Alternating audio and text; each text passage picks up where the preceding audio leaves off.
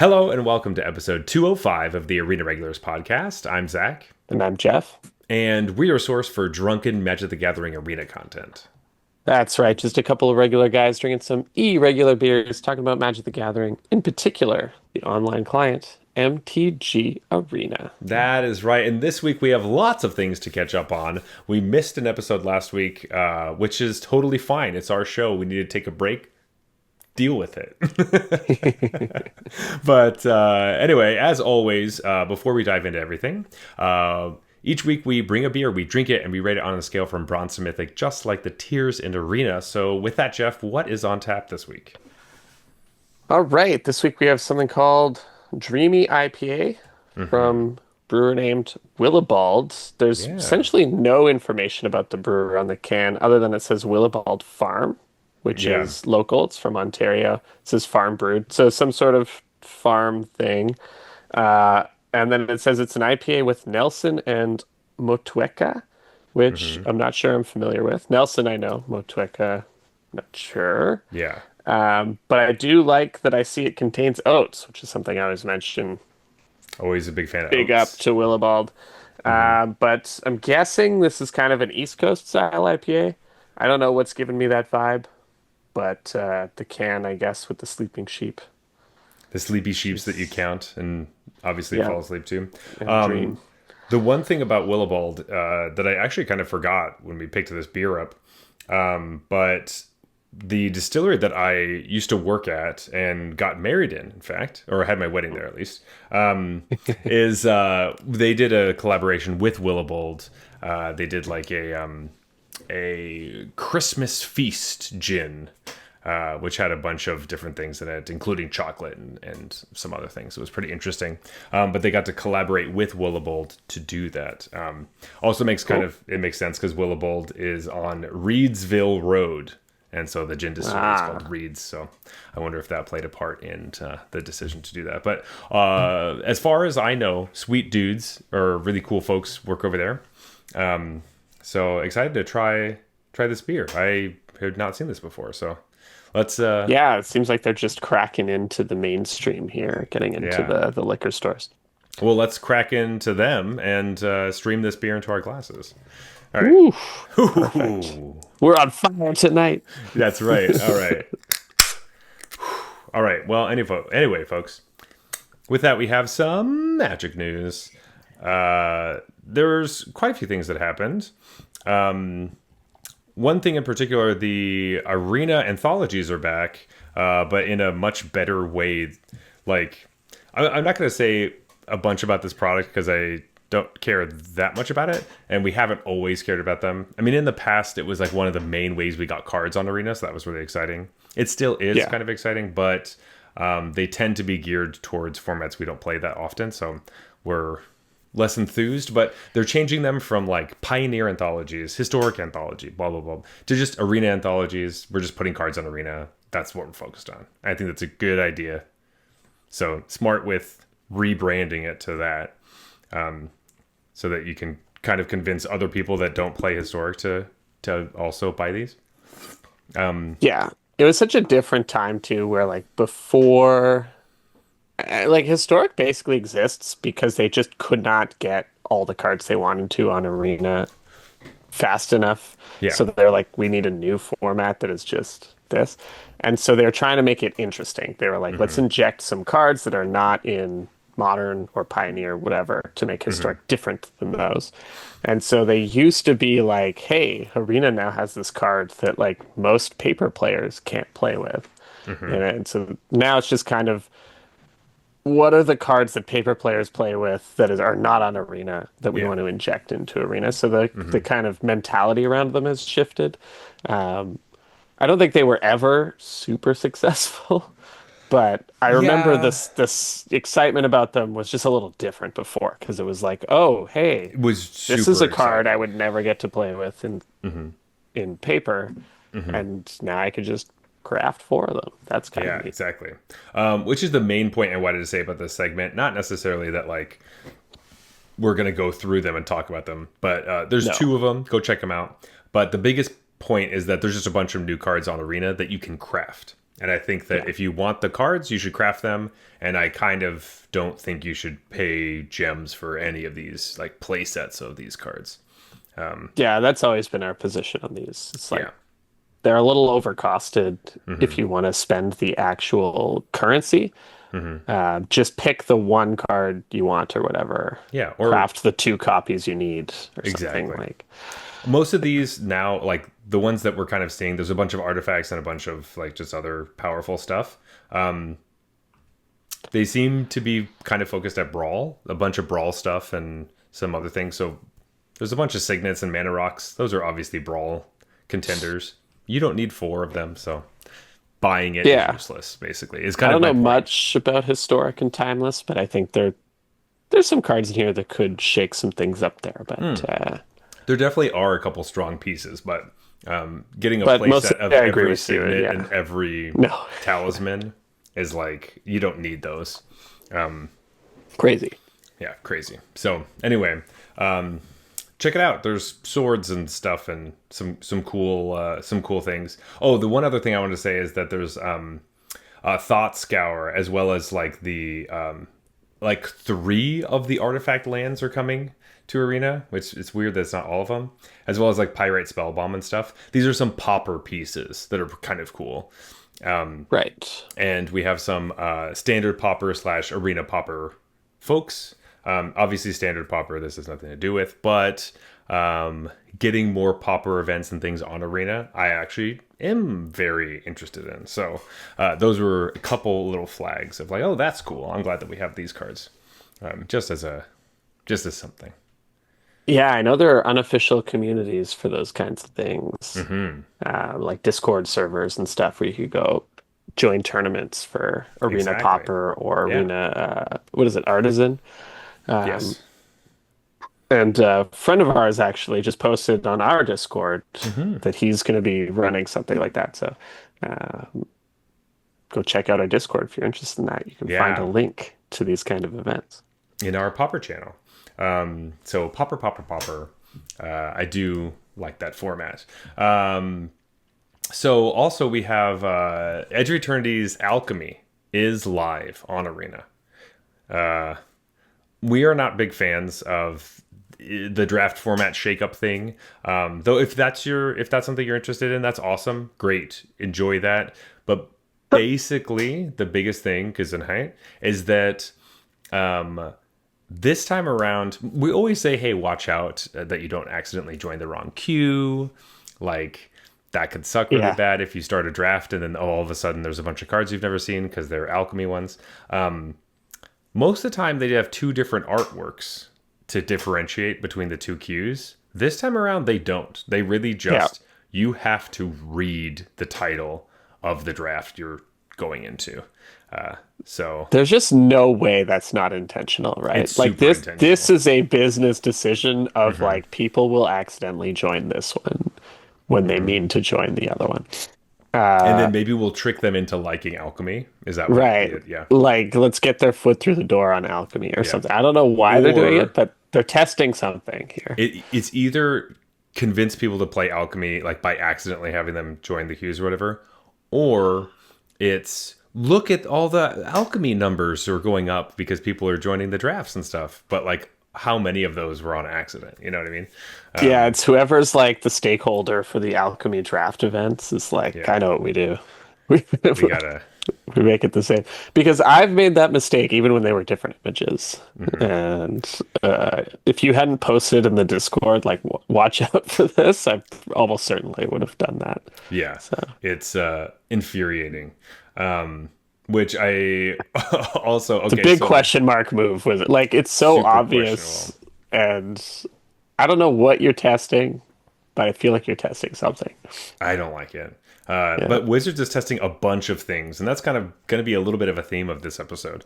And one of the things they're testing is my patience. So this last weekend, there was another Edge of Eternity's Arena Direct event. This one is funny too. Yeah.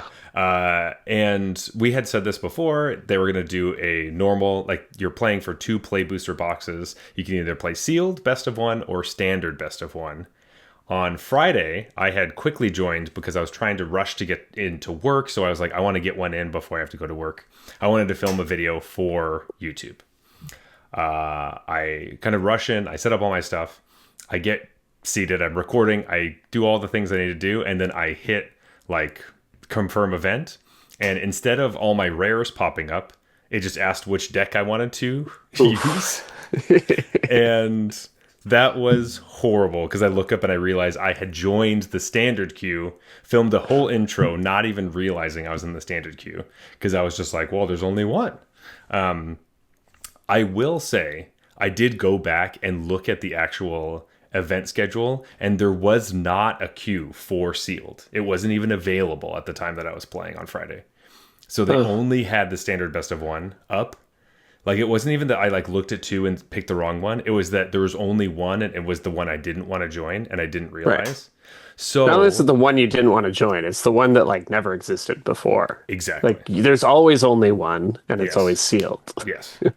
Now I did know that like the standard was possible for this. I just kind of forgot because we have that on tape. Yes, we do have that on tape. So I did end up sending in a ticket to Wizards being like, hey, this is just to feel bad. I'm not really asking for money back, but you should know that it should be more clear that there's two different ones. And also make sure you actually have the event that I wanted to join on the day that I wanted to play it, which you said it was going to be there. And so I posted a screenshot of Arena and a screenshot of what they said in the Arena articles, because the Arena articles have been abysmal recently. They've been so bad. It's been horrible. Anyway, so they read, and I basically just wrote this whole thing being like, this just kind of sucked. And at the end was just like, thanks for listening. Not necessarily be like, give me my shit. But like, that just sucked. I know more people are going to feel this way too, so fix it. And they didn't fix anything, but they did send me my entry feedback. So that was very nice of them. So that video is up on YouTube, right? If you doing the intro and then joining the standard. Actually, I just watched the video earlier, and so I'm thinking about if I'm gonna just like cut it together and post it as like my fails, because I don't really do highlight reels. I just do like fails, like fail reel. That's much better though. Yeah, punt reel. Just so bad. Anyway, you know what would make a great video though? If you do this big intro, jump in, be like, oh shit, it's standard. Craft a standard deck on the fly, and then 7-0 the thing. And then crush it. Yeah, well, I don't know why you didn't just do that. Oh, yeah, totally. Good to play best of one standard that I play all the time. Though, actually, I have been playing more best of one standard. Because I've been doing some like... How dare you? I've been having people send me brews, and so I just ask what they want to play. And it's been actually a lot of fun. When I don't care about winning that much, it's been a blast. Right. And I just get to play whatever stuff people give me. I've been having more fun in Constructed when people just send me deck lists than I ever thought I would. It's been great. I got a spicy one for you. I'll send it your way. Okay. It's explicitly best of 3, though. If you play it in best of 1, I'll never send you another deck again. Well, I'll play best of 3. I like best of 3 more. I'm just trying to stop what I'm feeling happening here, as I slowly move into the... This is like anti-Final Fantasy Zach. Yeah. The anti-best of 1 Zach. Woo! It's true. Best of 1 isn't so bad. Actually, the meta's more diverse than you think. Like, yeah. Which is actually true. But anyway, played against a different build of mono red than I expected. Pretty cool. Anyway, I mean, it's got both metas are just all VV, I imagine. But there's tons of VV. It's also true in best of 3. So yeah, it's not like it's talking meta diversity. At least I only have to lose to VV like one game in best of 1. That's true. Then you just get a new matchup. You don't have to. I don't have the illusion that my sideboard cards are going to do anything. Yeah, you're like racking your brain, and then like sometimes you cheese out game 2, and you're like, oh, I have a shot, and then no. Just like rest in peace, like nuke your VVs. Like doesn't matter. They have a fucking 9/8 menace shark for some reason. Yeah, you're just like, okay, great. Yeah, cool, perfect. Yeah, there's a lot of different things that are going on with that deck that you have to attack, which makes it good. That's why it's a good deck. It's outrageously good. I've It lost to is. it so many times recently, and I'm just each time I'm just like, I'm seeing people's points about the emergency ban, but I Mhm. still stand by what we said that like it's just not the right thing to do. I But we agree. always said we agreed that like, if none of that stuff mattered and you only cared about format health Mhm. immediately, you would ban it. But it's just not the world we live in. But playing against Exactly. it, I'm just like, it just doesn't matter. Like It's they also like, keep a rando crap garbage collection of cards, and it's just so much better than what I'm doing. It's like yeah. I I'm mean, like, like, this is probably like a 40% hand from them, and it didn't beat me. It steamrolled me. yeah, just Like obliterated you. Like, we're gonna have a VV Pro Tour because there's a Pro Tour at the end of September. yeah, But then VV's gonna get banned in November, has and to. that's Yeah, before the Worlds. So then right. there you go. I don't think that Spider-Man's gonna be strong enough to push VV out of the space, If it is, I don't want to see what cards are in the. or like the ones getting rid of it. You never know though. Like I knew VV was going to be good, but I didn't think it would be this good. Yeah, And I didn't see the Cauldron thing. That's why. Like without Cauldron, yeah. VV's whatever. Like it's a great card, but when I still they think can VV's just very strong, but I know, but that's the thing. Like I'm always preparing for Cauldron. I'm like, they discard a VV, it changes my entire play pattern because if they just totally. play a Cauldron, I'm dead. So now I have to Hmm. react to the fact that they discarded a VV at some point. And then Hmm. they end up just playing a VV. And all of my like working around Cauldron and like graveyard, it just doesn't It matter because it one VV is good mhm. enough now because I played in it such an obtuse way. Like, it is true because sometimes like turn three they just slam a VV and you're like, why would you do that? And then you kill it yeah. and they're like, that's because I'm gonna play Cauldron next turn. You're like, Cauldron, fuck. sucker! You're like, God damn it. They're like, I didn't have to discard it. I just had to play it and get the removal spell out of your hand. You're like, Yeah, so God it's you damn do it. this whole like song and dance of like you Hmm. could lose at any point if you don't prepare for this, and then you Yeah. just lose to what they like Prof's eidetic memory. And you're That's like, usually what I lose to ugh. is prophetic memory. Um, By the way, I play four bats against them. You know what happens every fucking game? I take eidetic memory and they draw eidetic memory. It's the mhm. Thoughtseize bug every time. Yeah. It's like, come on, one time. I want you to not play that on turn two. One time. What a good card. Ugh. Anyway, let's not talk about VV. Though I continue to laugh because I'm playing Final Fantasy IX, so VV is just such a Yeah, yeah. he's just like your best little pal. He's like having an identity crisis because he's like this evil machine that was built to kill, but he was like malfunctioned, so he's just like this cute little dweeby guy that's like going around tripping over his own shoelaces, trying to figure out what it means to be alive. Yeah. Like, He's like, why does everyone hate me? yeah, It's yeah, like, well, you exactly. see, they released this card. Yeah, yeah. That's legit. Yeah, I just want to tell him in the game because he keeps being like, everyone runs away from me. It's like, because you're a menace in standard. You fucked up, man. Yeah, you fucked up, dude. Ugh. Anyway, Free mana strikes again. yeah, turns out free stuff always busted, no matter what. Anyway, we have some interesting news that I missed this. I missed this information. But basically, I'm sure a lot of you have already heard this, but somehow it just passed both of us just like completely by. Midweek Magic this week was the new format Pick Two Draft, which they had announced like at the beginning of the summer. They were talking about Pick Two Draft, as well as like another thing. It was like Commander Sealed League or something. Anyway, Yeah. basically this was just a way to like, hey, you could draft with 4 people instead of 8. And then you just sit down for a normal draft because all the boosters now have 14 cards. You just pick 2 cards for every time you're going to pick. You basically see every pack except for one twice. And there's 4 of you. You just round robin, boom. Like, there's your fun draft. And then you have 4 people to just play Commander afterwards or whatever. Just like a doubled up version of regular drafts, basically. Basically, yeah, yeah. I think all of that makes a lot of sense. You know, trying they wanted this to be an option for stores, so because stores are having a really hard time getting 8 people to fire drafts. If you've ever been in a situation where you're Yeah. waiting for a draft to fire and you can't find the 8th person, and they're like, "Well, we'll just cancel it," or like that sucks. And it sucks when you're trying to get 8 people together at your house to draft and you can't, or You still have the issue of like if 5 people show up to the store, it's like this is it's true. awkward. That is true. But the pairs, the chunks of four is easier to have. Like, you can do Gives more 2 pods of options. four. Yeah, there's just more options. What I didn't know is that this is actually what the Spider-Man set was built to do. So they built the Spider-Man set.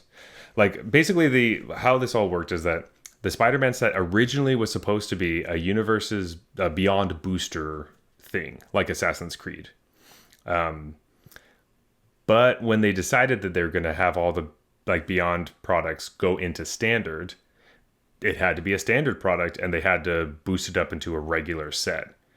So it is slightly smaller than all the other standard sets we had this year. It's like 188 cards, which is about like 100 to like 80 to 100 less than what the other sets are like. Yeah, it's like a 70% ish Yeah, of a something normal like set. that. But they were like, well, we don't want the draft experience to feel kind of crummy when you just have a bunch of like duplicates of the same cards that you're going to be seeing. So let's make up a new draft format, which is the pick two draft. They just did the sneaky thing where they announced the pick two draft as like, oh, it's not associated with this other product.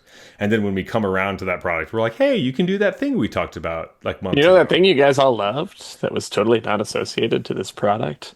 Psych! It is how We you invented draft it for this this. product. Yeah.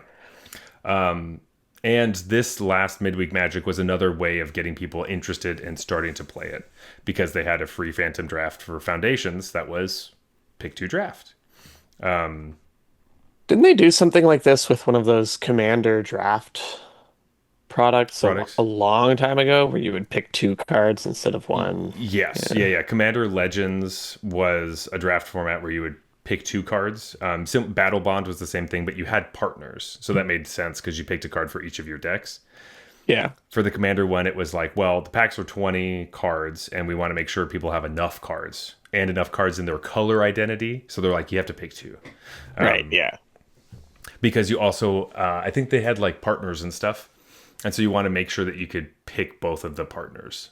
Like, that had, in Battle Bond, you would get the partners in the packs, and you could have one in your deck and one in your partner's deck.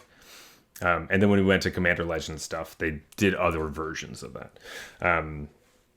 But yeah, so we have had drafts where you pick 2, but you were still considered, you're supposed to have, oh, were you supposed to have 8 people? Actually, maybe Commander Legends you could have 4 because you were supposed to play in the pod with the other people. But those packs had more cards in it, so it didn't seem as, it was like, yeah, well, there's 20 cards in the pack, so you take 2. Where this is like, hey, it's just a regular pack, so you take 2. I don't know. Yeah. Fair. I guess the part that's maybe maybe I haven't thought about it enough, but the part that's confusing me a little bit about this is the stated issue seems to be that it's a smaller set, so the variance is lower, and they don't want the draft to feel too samey. It, it seems like this is a mechanic that makes drafts feel more samey, not How come? less. Like when you get to choose 2 cards at a time, I feel like you're going to be able to select your archetype more often. Like you're going to be able to just kind of go on rails and choose spiders or whatever. Whatever. I assume spiders is You the choose spiders. yeah. Yeah. Like, there's spiders in every color. Yeah. I hope you're playing Five spiders. color spiders every Yeah, time. yeah. But like choosing 2 at once, I don't think obviously makes the draft feel less samey to me. What I was trying to say about samey, what you're talking about is drafting on rails, and that your deck feels like the same as a bunch of decks that you built before, right? Well, like just they're saying you're going to see the same cards every time, or like more often than you usually would. I just don't know how this solves that concern. I guess what I meant was like if you open twice as much product, there's going to be a lot of duplicates of cards. When you open half as many cards, there won't be as many duplicates. So it will feel like certain cards will not. You won't see it as many of the same commons going around because less product has been opened. You won't see right? as many of the garbage comments that no one takes, I guess. That's true. Like, But I also, don't know, the guy at the other end of the table opening a comment that matters, I'm not going to see it. yeah, yeah. I guess it is. Yes, it will be the duplicates of the same garbage comments that you'll be like, "Oh my god, here it is again." And that would probably be the joke of the format where it'd be like, "Oh yeah, how many of those did you get like pushed as like this card over and over and over again?" Which is probably part of it, but I think a big push is it's smaller, so they wanted to try this other thing, and Yeah. they're trying to get booster drafts back in stores. That part I totally get. And I'm fine with this chair. I'm interested to try it. I Mm-hmm. also think there's like probably on the balance going to be less waiting time on Arena because there's always that one person with like six packs Mm-hmm. It's that's true. backed up on Arena. Every time you look on Mm-hmm. Arena, there's that one guy with six packs. It's always me. And I'm reading all the cards because I didn't read them yeah, before. and I always take my max time allotted to make Mm-hmm. optimal strategic decisions. Um, even though I knew which card I was going to take 30 seconds ago.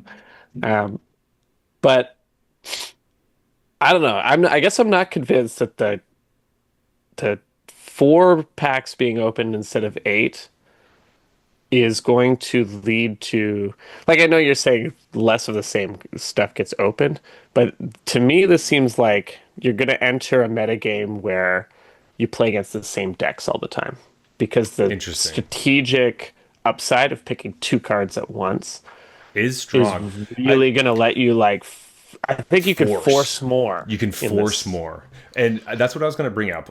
So in the midweek magic, I did play it because I mean it's a anytime there's a midweek magic where I don't have to build the deck, I'm interested in trying out whatever I don't random even shit. like see midweek magic anymore. I just Really? like It just when in it's my client, it's just like it's just invisible to me. very I okay. don't. You're always talking about what happened in midweek magic. I'm like, huh. I first didn't realize that was a thing. Because I like whenever there's a pre-constructed, there's like, hey, here's whatever pre-constructed decks we put together. I love those events. I think they're Yeah, super you fun. love people giving you decks to Yeah, I play love people. and Yeah, taking the pressure off. That's exactly what you talked yeah, about earlier. it's my So, favorite thing. It's the best. Um, meanwhile, anyway, I'm like, I only play under pressure. but like, I will say the actual experience, like coming into this, a new draft format for a premier standard set is bizarre to me. Like just straight up, it's a weird thing to be like, hey, drafters, you're supposed to draft this not the way that you're used to, as opposed to here's a supplementary product. We draft this weird, you know, and everyone's like, oh, let's try this cool draft. This is like, no, this is going to be the premier draft set. You will be drafting it, and it's going to be this way. Because I don't really see Arena, if it's meant to be drafted by four people with pick two, I don't think that they're going to have an 8-person pod thing. And it's not going to be part of any like Yeah, pro tour or anything. So we don't have to worry about that either. It's just going to be like, it's just pick two. that's why it's an experiment. I think. Yeah. Like, I don't think they would do this if this had to be a pro tour format because Well, they boy, purposely, that would be messy. yeah. And they also, Not even like, just legit, like not even in terms of strategy, but like logistically. yeah, it So just many changes. pods of four. Yeah. You just need twice as many tables. Yeah. Like, it just makes it That so much alone harder. Yeah, that is a alone. And not even, disaster. that's like so much more space and different sized tables. That's horrendous. Um, anyway, so They coming could into, have, oh, wait, I got it. okay, okay. So there's eight people at a standard table, right? Yeah. That's actually just two pods of four. And you Sure. pass across somebody who is in the other pod. You know what I mean? So like Yeah. the guy to my right immediately is actually in the other pod. I have to pass it to the guy beyond to his right. That And we doesn't just have the sound packs confusing at circling in all. two different diamonds. And Yeah. yeah, I was thinking that's the like best way to implement it, I think. I disagree. I think that the best way would be like you keep the same tables, but we do full Semicircles. yeah, COVID style, where you have like the big curtain in between. And like Yeah. if you're on the side of the curtain, that's your 4-person pod right there. And And you gotta like get one just of those slide it. one of those holders in pool, to like push the cards Oh yeah, yeah. across if you're at the far end of the I was table. thinking the cane thing in craps, and you like push them Oh around. yeah, that's Yeah, better. Yeah, but that's what you would use. each table has its own designated person who works that table, and so Oh they yeah, of have two of course. those, and they just Yeah, push and the there's pegs. just left hand, right Yeah, hand, just they they could work both draft. pods at the same time. Yeah. Yeah. Okay, actually, you know what? It is I wish they plausible. made this a Pro Tour format now. Yeah, yeah. Ah, dang it. Let's call them up. Hey, I we like gotta. my interlocking diamonds idea. I think I there's hated no that way idea. that could No, go wrong. no. As like someone who has watched drafters of like all skill levels, like fuck up drafts, like it's just gonna be so bad. Or a seat pods could be randomized within seat order, right? So it could be like, you're all sitting around a table and then like boom, you four are in this pod, you four are in that pod. Figure it out. And you just have to like put a hat on depending on what pod you're Yeah. in, and then you just There we pass go. it Yeah, to that red person. hat, blue hat kind of thing. Yeah, yeah. Well, maybe not red hat. Let's stay away from those. We can do blue hat, green hat, or something. um, but yeah. How about Anyways, gray hat, slightly less, darker gray hat. darker gray hat. Yeah, yeah, yeah. Light gray It'll, hat, dark gray hat. yeah, yeah. That's easy. Yeah. They can just take like whatever islands and lick the back of it, stick it to their forehead, and then they have like whoever has the same basic land as you stuck to their Yeah, forehead. you're all in the same Yeah, draft pod. Yeah, yeah. we've been Boom. to those events. Yeah, yeah.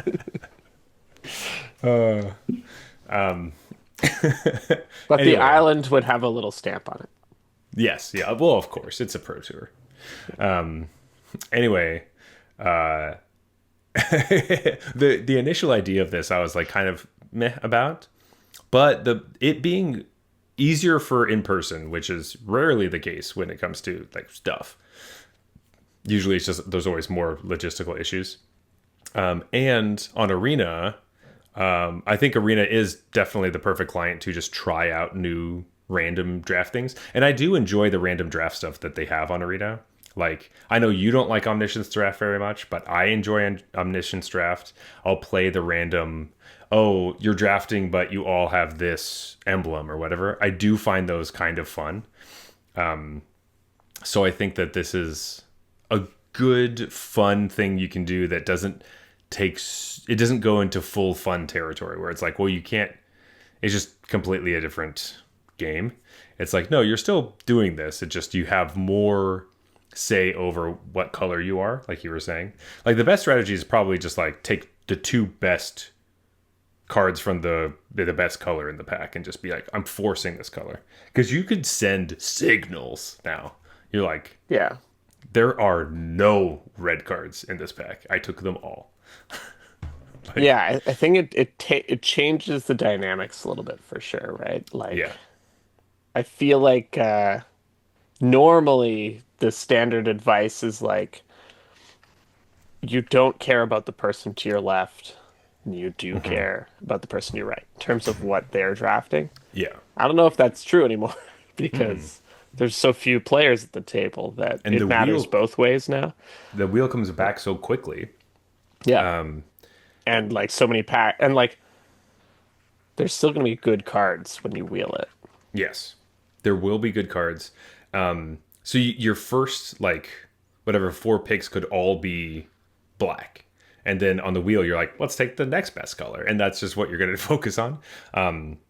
Which Yeah. is a nice entry point for newer drafters to be like, you're not going to get as screwed. You're like, it's going to be a little bit easier for you. Yeah, and I should clarify, like there would be good cards on the wheel if you find the right lane. Yes. Like it's 8 cards gone either way, but there's only 4 drafters. So I think it becomes a bit more like, can we all just pick the colors we want to be and just take the best cards in those colors? Yeah. And you have to do that without like explicitly communicating with the other people. Well, at the it table. isn't also kind of like there, because there's 2 schools of thought. The one we were just talking about, where you like force a color to be like, all right, well, I got a bomb and a good removal spell in black. Let's push into that lane as much as possible. The other thing you can do is like start that on pack 1. Pack 2, you see a good black card that goes with that deck, and then like maybe spec on a good blue card. And then you can keep doing that, and you can spec a little bit easier because you always have a card that will go into your deck and your second color you're trying to figure out the whole time. As well as if you open up a pack that has multiple rares, which happens much more often now with play boosters, you can take them both. Yeah, that's true. Yeah. That's actually huge because that happens all the time. Yeah. Where it's like, oh man, which rare should I take? Or it's like, well, this, you know, if you're in a store, like this rare, or I guess even on Arena, one's on my no pass list, but the other one's really good. Now you can just take them both, baby. Ooh, No that guilt. that smells like some gravy. I like that. That's good. That's true. The Yeah. old no pass list plus good card for Plus, my deck is gonna I don't feel nice. know. I kind of Yeah. like that a lot. So I'm excited to see how this draft format works. But it does change things a lot. But it's so simple. Anyway, I think it's kind Don't of get me wrong. cool.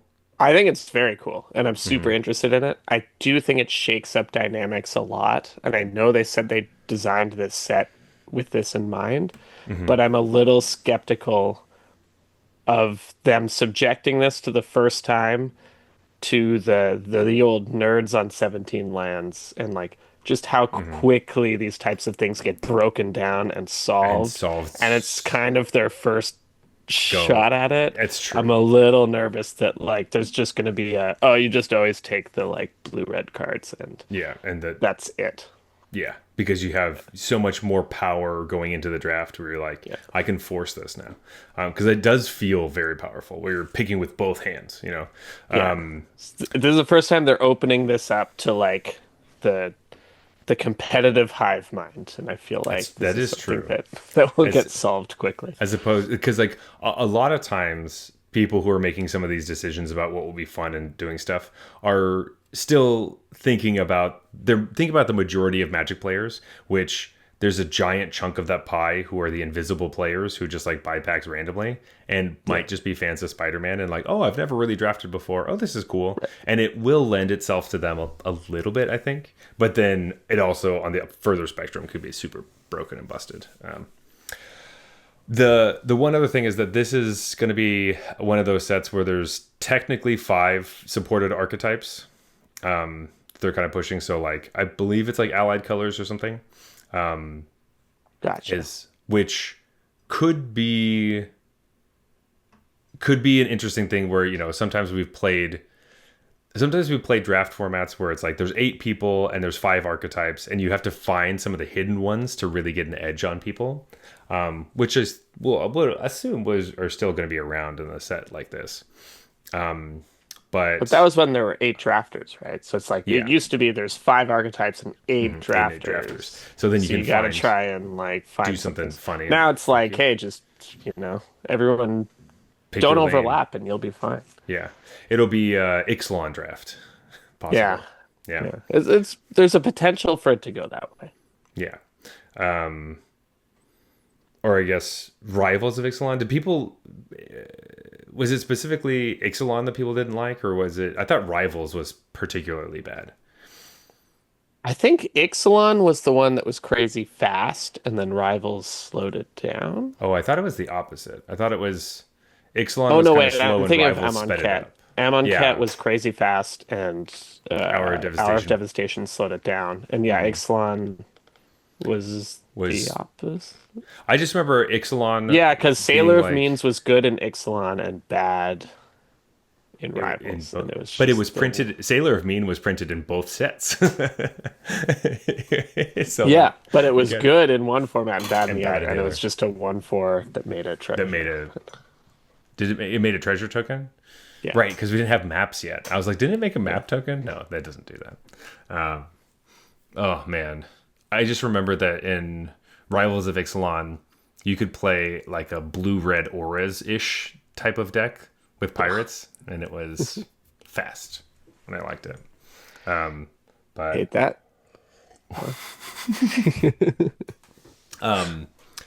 But yeah, so this will be interesting.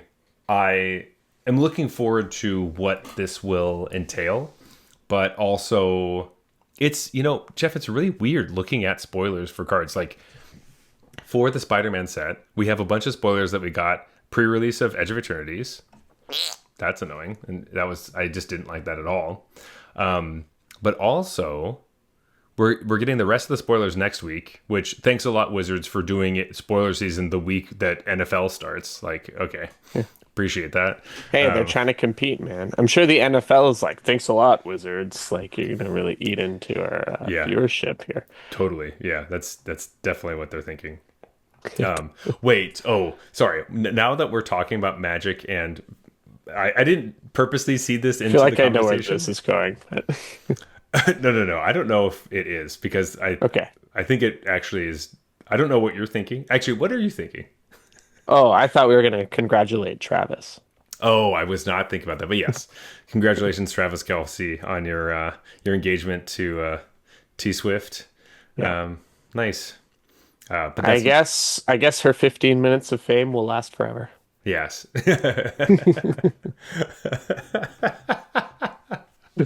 God. Yeah, the fact that she like even announced her album on his podcast and everything is crazy. It's just like, man, Taylor, you were really just you're picking him up by the shoulder pads and lifting him up into Yeah. the air. Like he needs all the help he can get. And she's like, yeah, you can ride my coattails. It's fine. That's when we should have known that this was gonna Yeah. Like work lead out. to yeah, marriage. Yeah, where she was like, you're never gonna compete with me, but I like that you're a football player, and I used to write songs about me liking football players, so that kind of works out in the end. It's Which is probably like, his opening line, you know. yeah, Like it's like, hey, I play football. Are you like whatever? What's that line? She's like sitting in the stands, and she's like, anyway, it doesn't matter. What I was actually gonna say, what I was really talking about, is that it's a random hot take that or I don't even know if it's a hot take, but I just thought about it that fantasy football is the commander of the NFL, where it's like the original game is football, but then somebody took it, changed it, and made it way popular, and it's almost more popular than the actual game is in it now. oh, it Where, must like, be, right? Like right. Fantasy football is huge. And there's so many people like that are engaged with the NFL because of fantasy football that they can play this other thing that's like, there's you can definitely more people that play fantasy football than people that play football. No question. yeah, I guess so. Are you talking Yeah. like you talking about like football like of all like kids and high schools and college and Yeah, because like people who actually play football yeah. generally are pros or like children. That's true. Well, or People people who play going to fantasy pros. football, everyone. Anyone. Yeah. Maybe anyone older than like, I don't know, when do you start? Like 12? But You could start when you're 12, yeah. so, I would guess there's a lot more people that play fantasy football than there are people that actually play Play football. football at all. Yeah. All right. I think that's probably fair. But yeah, it's just a completely different thing. And I remember there was like a huge divide between people that watched, like, if you go in, you watch your team and your game and that's it. And people that Yeah. are like, I watch Red Zone so I can see all the stats from all my fantasy football players. And I remember working at a bar where that was a big divide. It was like people that liked Red Zone and people that strictly course, did people not like like Red Zone. Put on the Broncos game and other people like put on Red Zone. Exactly. Yeah. And that was Or I guess maybe it was big the deal. Niners game, but It was the Niners game, yeah. yeah. But anyway, it kind of feels like that with Commander, where it's like the game originated as something, and then as it's continued growing and growing, and then it had a gigantic boom with this other format that is so different from what it originally kind of was. But that's so popular that it's like this beast you can't tame. It's just running rampant. And there's similarities in the way that, like, when you watch NFL broadcasts now, you can tell that they know a large portion of their audience is fantasy players. So they're talking about like stats and like A lot of different people. stats all Yeah. the time. Yeah. Which obviously they always talked about stats, but it was usually like, oh, well, also this person's blocking to make sure this guy can get ahead and blah, blah, blah. It's like, no, these are the star players. These are the ones that are making more stats than you thought that they were. The big thing, now we're just talking about like fantasy football, but yeah. it's one of those things where it's like a team doesn't have to win for fantasy football players to do well and help you win on your team. Like there could be a losing team that scores a lot of points, and so that your players do really well. And it's a funny kind of same thing with Commander, where it's like originally it was supposed to be taking all the draft chaff that nobody wanted in the regular game, but it was good in your game because the rules were different. Yeah. And it's, Well, oftentimes you want a good player on a bad team because he's going to get all the targets or whatever. yeah, Whereas, exactly. like a good team often has multiple options for making Yeah. progress, and so And defense it's going to be split. yeah, it's that weird thing of like, well, is this player good enough if they're double teamed, will they still get the touchdown? Right. As opposed to, well, it's just yes, this is the star player, not even the quarterback's the star of the team. It's this wide receiver, and they catch everything. Yeah. Or like there's just this running back and he's their only option. He's going to do every single running play. So Yeah, and like, no one can stop him, and it yeah, doesn't even matter. if they know he's going to do it, he's going to Yeah, do it anyway. So. But But then he's going to get injured and fuck my whole season. So yeah. Oh. But that's all right, Jeff. You don't have to worry about that. You're like last pick this year, so you're just like, yes, yeah. no You running can, backs for me. yeah, you just don't have to worry. No about elite running backs yeah. on my team. Yeah, you just get some bread and butter running backs that won't be that bad, and then like maybe get some handcuffs. Get their backups, and you'll be fine. Get that double wide receiver start. I kind of like the double wide receiver start. I kind of like it too. Yeah. Yeah. Hey, we're talking about picking two cards in the draft. You get to pick two players right off the bat in our fantasy. There you go. There you Yeah. go. It's like cheat mode enabled. And then I get to go like, I don't know, take a shower or something. And that's not even long enough. I get to go do a magic draft, come back and do my pick again. That is what it feels like. Yeah. Are you gonna like duel? Yeah. Are you drafting fantasy football and drafting Magic at the same time? No, I have to. That sounds like a good YouTube video right there. I don't even know how it would show everything that's going on. There's too many things happening. Oh god. And like it's two very specific things where like you have to know Magic and know fantasy football. And I have a draft beer that for some reason is also has a camera on it. Yeah. Just like to the watch triple beer draft. level. That's a good idea. Beer cam to see how many beers you're drinking. Like people do like cat cams and stuff on their streams where it's like, oh, look at my cat. Mine's just like up my beer. Yep. So zoom in on your beer. Yeah. The only problem with that is that I have to drink beer all the time. And I do enjoy being sober sometimes. Like That's weird. I don't understand what you're saying, but okay. But yeah, anyway, Jeff, before I went on this tangent about like Commander and fantasy football, what I wanted to say took is us real wide. yeah, this spoiler season is so funky for us because we're going to get a bunch of Spider-Man spoilers, but then none of the Spider-Man cards will be on Arena. Right. So that is really hard for us. We're going to get like all the spoilers are happening next week, but then on September 8th, we will get all the Through the Omen Paths cards, which is the ones we will actually be playing with on Arena. Because if you didn't know, the Spider-Man cards will not be on Arena due to licensing issues because Wizards didn't get the rights to the digital Spider-Man cards because of a little game called Marvel Snap, I believe, is the reason. Has to be, right? Makes total sense. Yeah. It's just one of those things where like, I want to know the details of it. It would be really interesting to know if it's like, yeah, Marvel said, oh yeah, sure, you can do all this stuff. And then once it was going through the pipeline, Marvel sniffed it out and was like, what about our clause right here that says you can't do that? And then they're like, oh, and they pulled it back. And then Wizards was like, well, what the fuck? We just had this thing. And then maybe there's some stuff going on with it. But anyway. Yeah.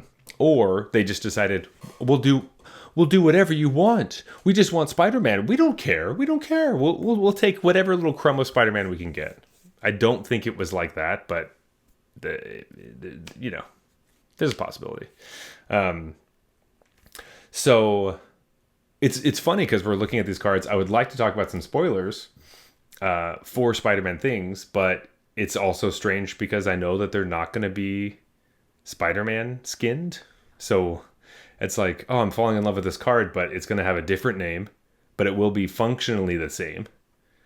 So But it'll be it's functionally exactly the same, right? correct. So like the outrageous amount of spiders in this set will just be a part of Edge or of Enter the Omen Pass. There's just a lot of Or yeah, spiders. yeah, legendary spiders even. That's the part that's going to be so weird because it's just like we have I don't know, a human spider hero, Hmm. but it's just supposed to be like they're going to invent an in-universe. They're going to invent this many spider heroes in Yeah. universe. You know what I So mean? either it's going to be um, like some people have speculations like, oh, we need like they're going to go for a city vibe. We could be in like Ravnica or New Capenna, and then there's like a spider thing happening.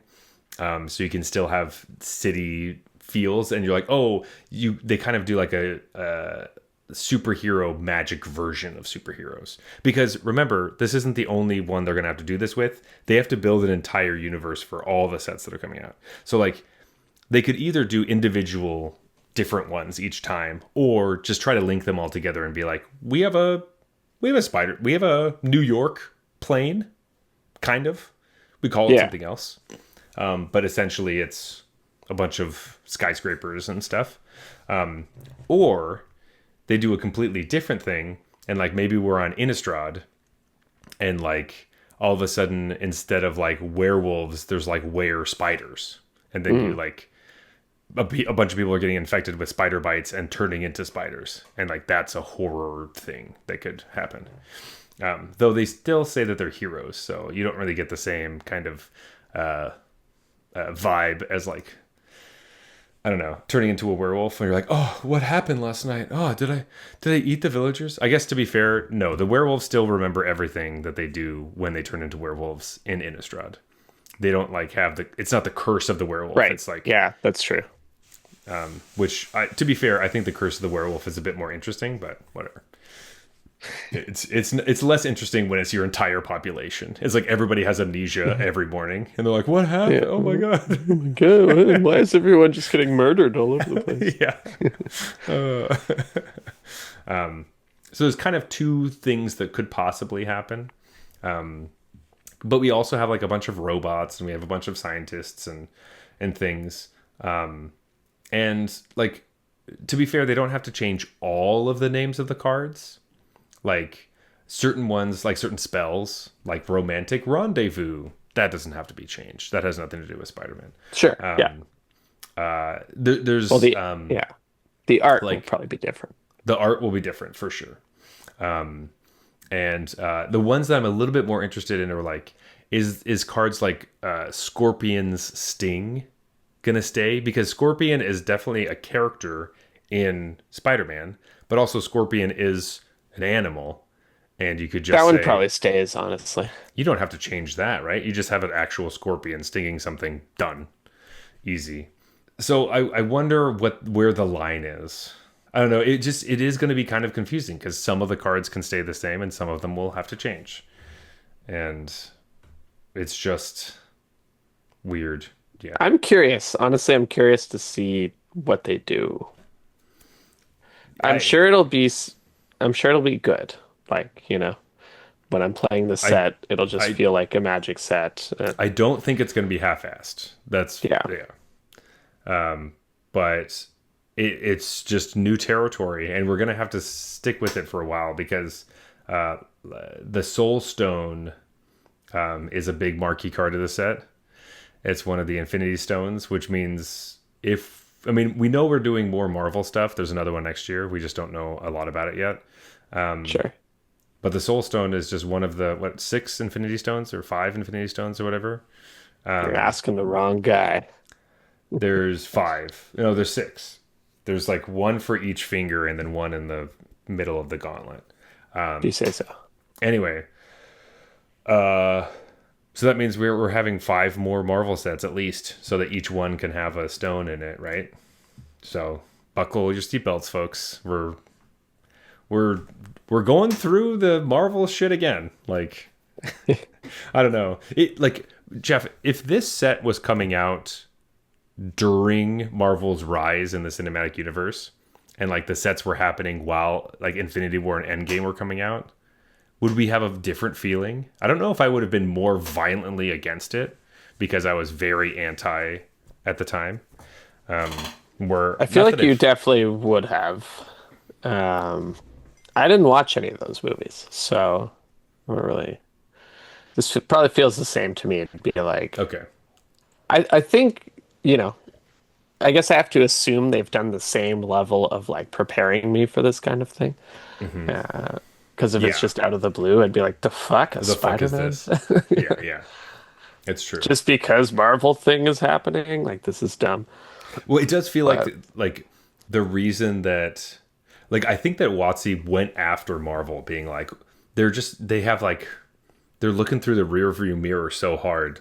Like they must have been working on this deal for so long and eventually got it because Marvel was starting to go downhill after all that stuff. And now it's right. like, well, do you want Marvel's future? Because Marvel's future doesn't look super bright. Like, like Yeah. it doesn't seem amazing. And now we're hitching our wagon as it's like going down. Like, I don't. Oh man. Hey man, that's what they said, before the Spider-Man movie. Before Like like Sony Spider-Man movie, they're like, or hey, Marvel's dead. People don't read comics, right? that's true. So That is true. And like they had a nice big resurgence. Spider-Man actually that clearly why Sony owned Spider-Man. It's because yeah like Marvel was dying. also like yeah because they had to sell off the rights to Spider-Man and X-Men and all them and Fantastic Four. Ugh. Um, but yeah, the Tobey Maguire Spider-Man, that movie like broke records opening weekend for the amount of money that it made in the movie business. Like I think they broke 100 million in the weekend, and that was Dude, people unheard of. love Spider-Man. Yeah, Spider-Man's great. I love Spider-Man. My kid, like my Yeah. oldest son, loves Spider-Man. He's 3. It's just like it transcends. People just love Spider-Man. Yeah. It's also like the best kid superhero, Yeah, just because all the things everybody knows. He's fun. He's not as brooding and Batman-y. Where, the if you're only issue is if there's a spider in my house now. My son is like, "Is it gonna bite me?" Like like excited. excited. Okay. I'm like, Yeah. "What- if it might, but like what you're No, thinking is gonna happen, it's not gonna happen. it's definitely not going to happen. Yeah. It's probably not gonna happen. Probably. It's like, Yeah. well, it needs Let's to see. be. And then I'm like, let's see here. Well, it has to be Bite 'em. radioactive. That's what you should say. So if you can find some sort of radioactive material, expose the spider to it, and then have it bite you, then maybe. No, he's in the asking about everything phase, so that would be a very long conversation. Yeah, yeah. And What's radioactive? How do I make it radioactive? Why? Why? yeah, yeah, yeah. And then you're like, well, yeah, you don't want to go down the rabbit hole of like, yeah, I'm telling you to do something that's impossible, and I shouldn't have started this. Now I'm explaining nuclear physics to my Yeah. 3-year-old. Well, at least you can do that, though. That's. I would Well, you just be see, like, there are up quarks and down quarks, son. and the whole time, if I'm doing that, I'm just like, Google, what is this? I actually don't know. Um, but anyway, we have a bunch of cards that have come out, and I'm sure a lot of folks have seen them before. But it's funny to look at these and wonder what it's going to be like in the future, or like Yeah. how I'm going to engage with this card, because I will most likely be only playing on Arena. Maybe a pre-release, but for the most part, it's going to be all Arena-y things. But can we just, first off, I know we're going to talk about this card more, but this is the one that I know we're going to see a lot of, and the one that we're always wanting to talk about, which is the rare land, which I was just going to say, looks is like it the every shockland? yeah, the Super every Shock shock land, land. super shock, multiversal passage, which technically they could just keep that name. That's an omen path, right? They should call it Omen Passage. Omen passage, but multiversal. Yeah, they'll probably just keep It would this. be kind of nice if it was literally the same name. Yeah. But this is a rare land, and it says, as this land enters, choose a basic land type. Then you may pay 2 life. If you don't, it enters tapped. And then it says, this land is the chosen type. So this is a shock land, but it can be any color you want, any color that you need at that time. And if you don't want to have it untapped, it doesn't have to be. Kind of crazy we haven't seen this design before. It feels so simple. Yeah. I like this design a lot. I think it is not quite as good as it seems, right? Because it seems like every Oh, this is Shockland. Yeah. well because you think about it in your hand. When it's in your Yeah. hand, it's like that thing where like, yeah, it's every color right now. But as soon as you Right. play it, it's just one. And it's also not any basic land in your deck. So the fetch lands can't get this. That's true. Anything that says like grab a forest and doesn't happen, they forgot to put the word basic on it. Yeah. That doesn't get this. And so it does have like a bit of a weakness relative to traditional shocklands. And then of course, traditional shocklands are 2 basic land types at the same time, true. and tap for 2 different colors at the same time. So And I we think have this, shack lands in standard already right now. yeah, I think this is awesome. Like I'm gonna want 4 of these for sure. For sure. And I think it's a great design. And I like that it's like this is probably maybe if you're a 3 color deck, this is your best land, but I think you have to go to 4. Like I think this is generally worse than a shockland, than a traditional shockland in pretty much every deck, But unless you're going really wide. what I was going to say is, does this open up other archetypes? Because you could have this land and starting town to help you play like all the other colors that we don't have shocklands for. Yeah, I like it would have been nice if they just gave us the other shocklands, like Well, that. yeah, but they haven't. But like I know, like I wish they'd just kind of done that instead. But this will be instead, like gotcha. uh it could bridge the gap, I guess. But like I don't know. I still don't think I can play a Rakdos deck, even with starting town and this. Okay, Like that I'm was just at basically a that was the question. just Yeah, at a disadvantage against my opponents who also have these cards, but then but don't have to. also have a land that doesn't that like is Pays. specifically for them. Yeah, they don't have to pay nearly as much life as you. And But like, the choose a color enters is so much worse than a tap for like I think people don't always recognize think that. that You can't play double pipped spells really with yeah, these lands. Like you're just asking to get screwed. screwed. Whereas with if I want to play Rakdos deck, if they give me Blood Crypt and then I also have access to like starting town, double pipped spells are fine in my main color, and you could even convince me to have them of both as long as one of them is like late enough in the curve. Whereas with this and starting town, I'm like, I don't know if I want double pipped spells on anything because starting town is nice, but then this makes me choose. It's rough. It is rough. Definitely makes your blood gas look a lot worse, for sure. Right, like blood gas is tough, man. When you have red 1 drops and then blood gassed, can't really do that Exactly. on multiversal passage. But with blood crypt, you're not concerned about that. Exactly. So interesting. Okay.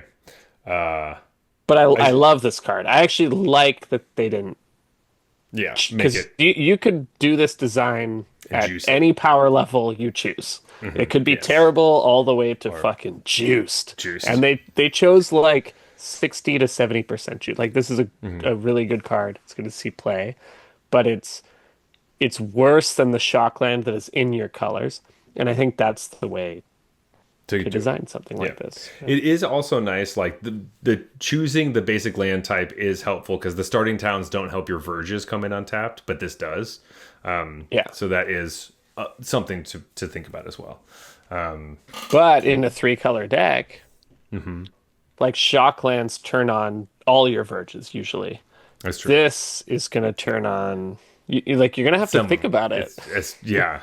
You should probably build your deck in such a way that you would hope you'd be like, okay, well, it should be this color, but sometimes I need it to be something else. Sometimes it will have to be a different color to Yeah, turn on whatever weird verge draw you got. that you got. Yeah, That's a great point. I actually love this with the verges because it's like I'm gonna lose games to just like playing this as the wrong land type and then be yeah. like, ah shit, that turn on my verge. That is one of those things that I like. I know people complain about or whatever, but I think does make Magic interesting.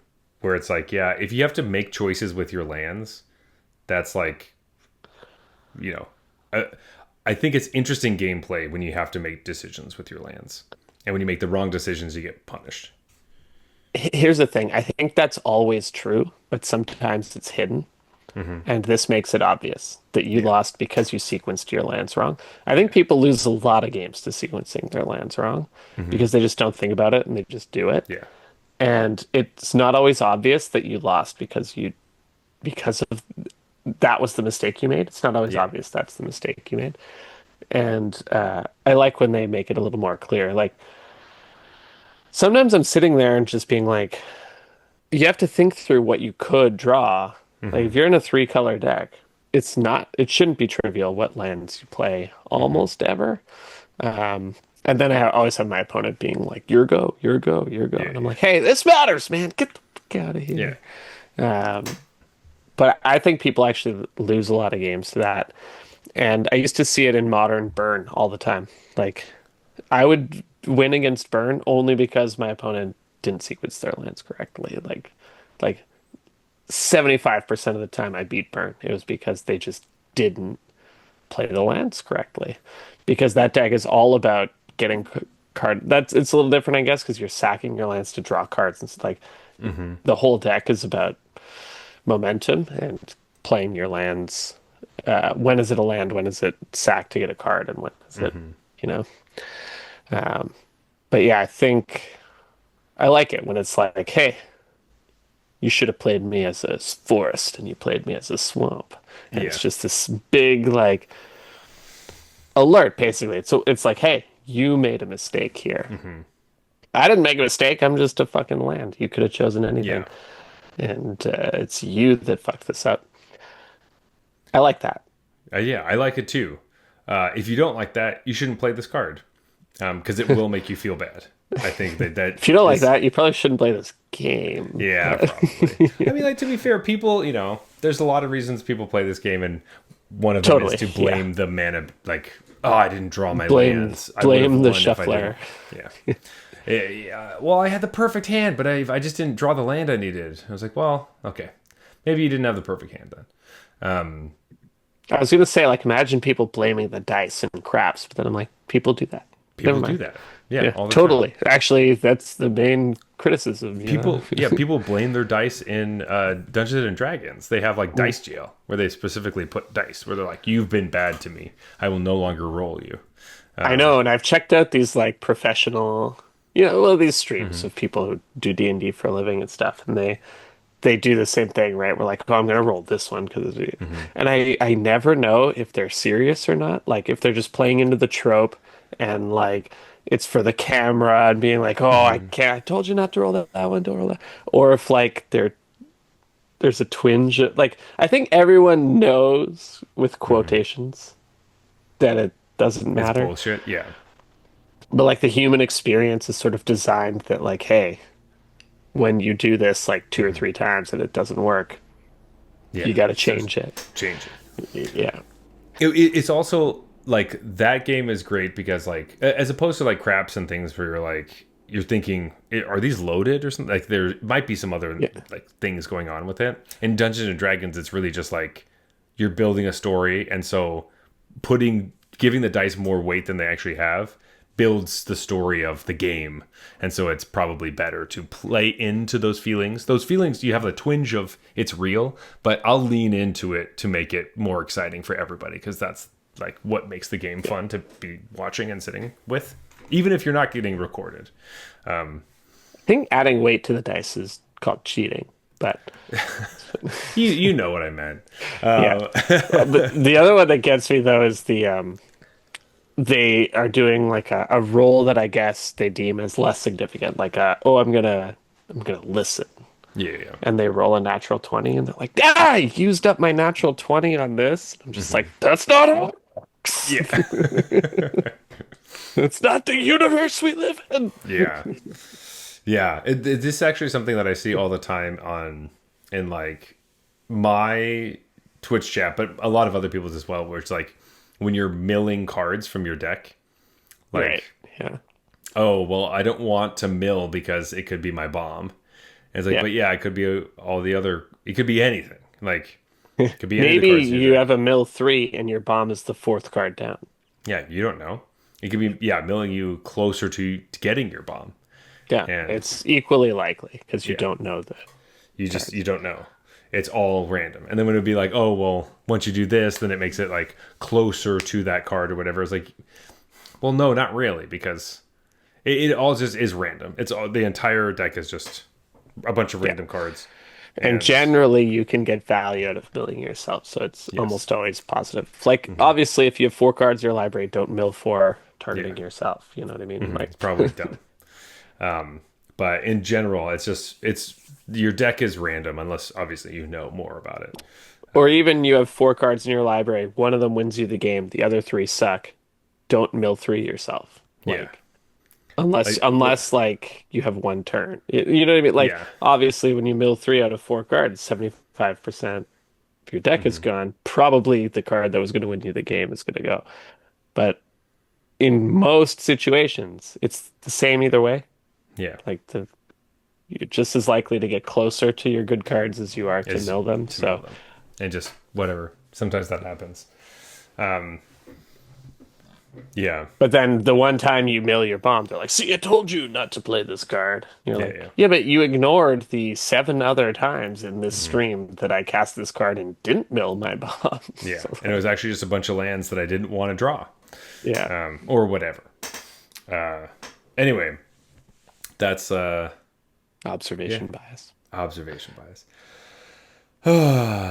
Jeff, are there any Spider-Man cards that you're interested in, or any Spider-Man cards that you're like, hey, this?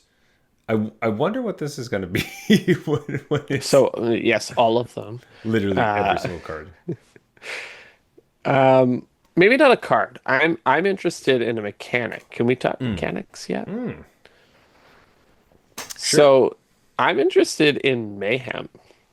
I knew you were going to say that.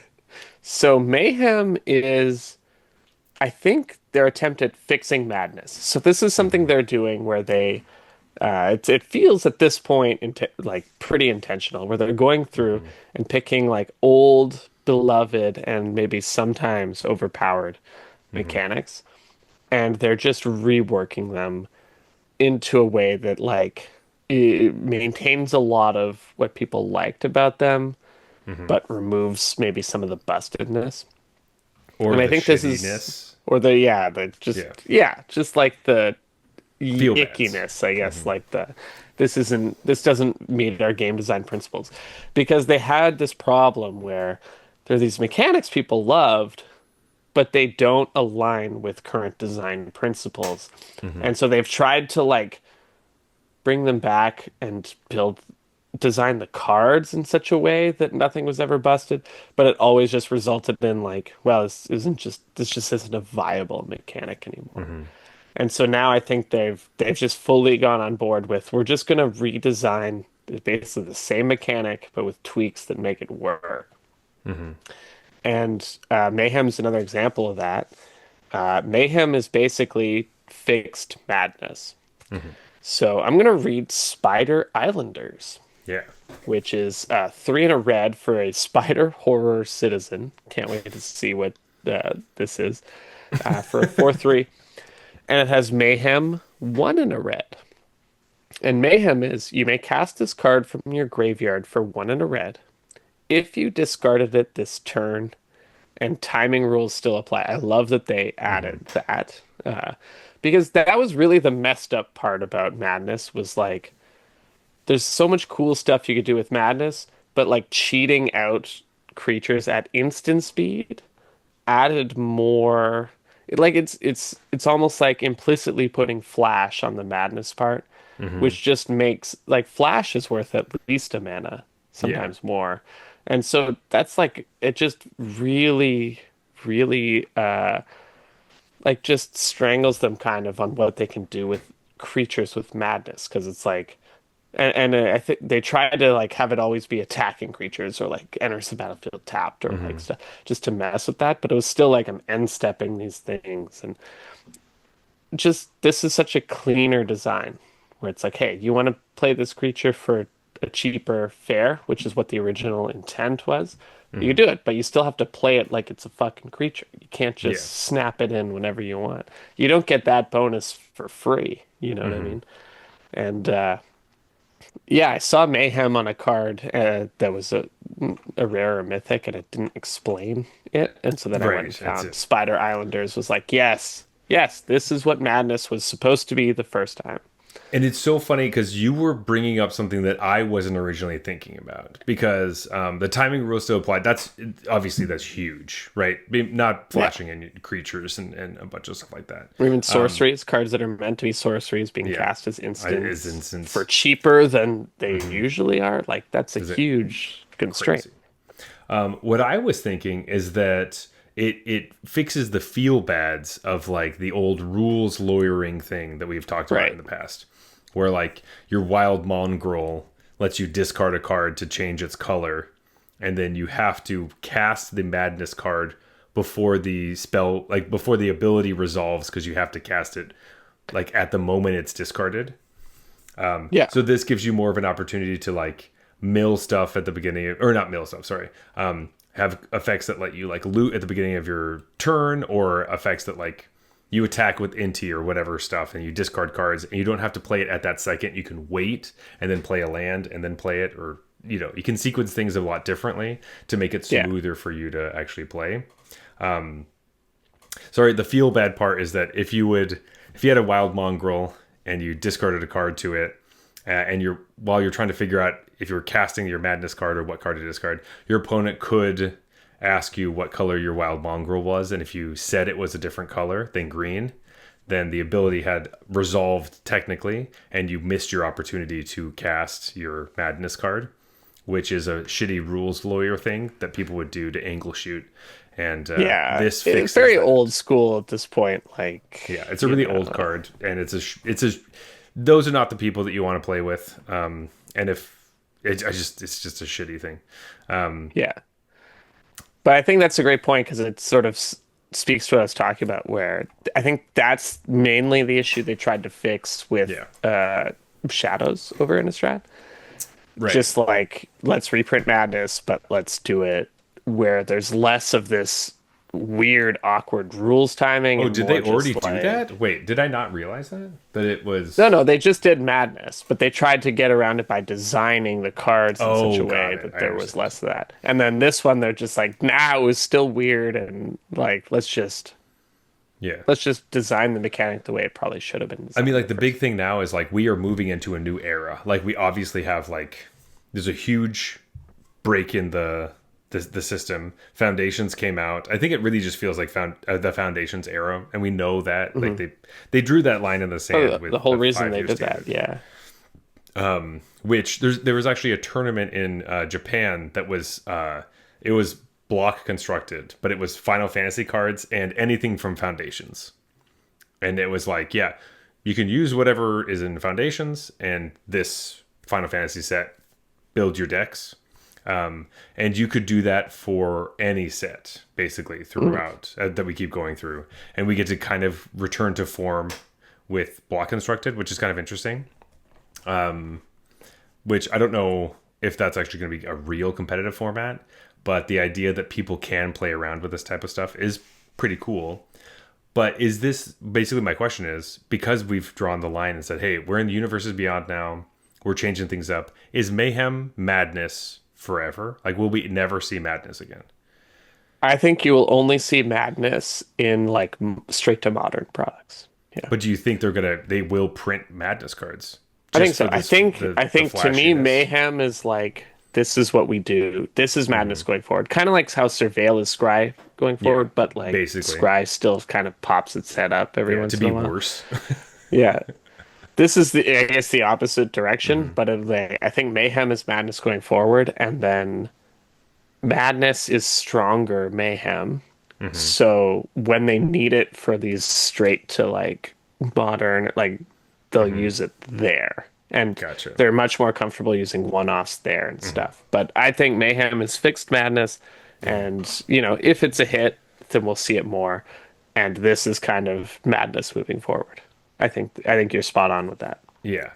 Yeah, I think, and it'll be fun to like just kind of hold out hope. Not hold out hope, but as we go through all the rest of the different sets that are coming out, keeping track of all the ones where they've decided, okay, this mechanic we're going to keep the same. These ones we're changing, and what mechanics we've had from the past that need to be changed to move into a different space. Well, if we're talking mechanics, Jeff, we could just keep going and talking about mechanics if we just want to do overall picture stuff, because Mayhem totally fits in the world of Magic, right? The word Mayhem that's Yeah. written on a bunch of cards. The mechanic web slinging, not necessarily easy to translate over to just beyond the Omen Paths cards or whatever, through the Omen Paths, whatever it's called. So web slinging has a mana cost associated with it. So I'm going to talk about Spider-Man Web Slinger. It's 2 and a white for a 3/3 legendary creature, spider, human, hero, common. It has web slinging for a white. It says you may cast the spell for white if you also return a tapped creature you control to its owner's hand. So it's like ninjutsu kind of, right? Yeah, this is a hell of a card, by the way. Yeah. I hadn't read this one yet, but So the obviously just going straight to Pixie decks, but yes. So it has like a ninjutsu-y vibe, except for like it's not tapped and attacking. Like it's like sorcery, speed, ninjutsu. Yeah. yes. Yeah. So it's like if you like attack with something and then you want the ETBs back, you get to do that kind of stuff. But yeah, I think you're right with the pixie vibe of like they love pixie shit right now. They're obsessed. Yeah. They're They're all obsessed about with the pixie pixies. stuff. Yeah. Yeah. Hey, how many pixies can we jam into everything? Yeah. Because they print one with like every new set. There's a new pixie thing. I guess here's the mechanic. It does change things a little bit because it only returns creatures. So I guess you're returning your Sure. pixies to your hand, but it doesn't do Yeah. the same busted like, oh, I'm bouncing my enchantments over and over again. But maybe they're kind of Also realizing, just so bad when you can't do this. So maybe it's not that good. I also thought it had flying for some reason just because he's in the air. I'm like, oh, it doesn't have flying. no, it does not have flying Yeah, itself. this is tough. But it's one of those like, it's just well, it's interesting to also talk about a white one because vigilance is a card or mechanic in white, and this does Yeah. not work with vigilance at all. So that's strange. But anyway, I just don't. What are we just have web slinging in? Are they going to change the name, or is web slinging just I don't know if it's a spider themed set, maybe it can stick, you know? web? I But like if they guess want to use it again, maybe they just made can't it be less called exciting. this, right? Yeah. Or like spiders could have web slinging. Like I don't know. It seems strange as they're trying to do this. I really think that this whole like they have I to like have the idea. Like he's using you to propel himself forward, right? So he like yeah, hits totally. you with his web, and he's like, And "I'm swinging pulls. in off you, and you Yeah, go flying back." I think that's awesome. So, that does and work. I don't think the mechanic is so interesting that like they're really going to want to bring it back, anyways. It is true. So Yeah, I think I maybe agree we with just both call of this those. one web slinging, and it's a little weird on Arena, but not that weird because it's a spider themed set. Yeah, and so then it's like okay, I guess the spider can do this thing. Or did they just call it something else that they know they're never going to use for something they actually care about? And But like, then it's weird because they change it in the sense that like, well, then not all the cards are the I guess all the Yeah, I names and feel like stuff are changed. I see what you're saying. Like maybe the bar is changing the name of a mechanic. I Yeah, could get behind that. Like someone wants to draft in paper and draft in person. Like yeah, there's yeah, those are the same thing in yeah. paper and on Arena. And you're like, wait, what the hell is web slinging? Like, they I have to feel get like, used to different card art, different names. At the yeah, very least, maybe the mechanics could be the same. like But they should be the same, right? yeah, Um, Sorry, I was thinking about something that doesn't actually make any sense. I was thinking for some reason there would be like, I I keep do that thinking, all the time. yeah, I was thinking that like obviously these are the only paper ones, and we will never have paper versions of the through the omen paths like that are on Arena. But it's just so bizarre. I don't know. The fact that we have an entire set, I still can't really wrap my head around the fact that it's just going to be so different. And that this is just the new norm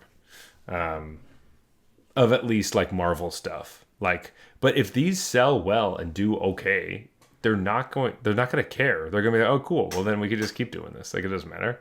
There's no way this doesn't sell well. There's no way. I think this will sell well, but I think that Final Fantasy and Avatar will do better than this set. Maybe. I mean, we already know Final Fantasy was exceptional. Yeah. So, yeah. Got to So I give think me this odds on is that one. yeah, I think But this is going to be worse than like you Final said, Fantasy. Spider-Man blew open the movie market. It's Like true. people fucking love Spider-Man. So, Yeah. But that was also just like a different time. It was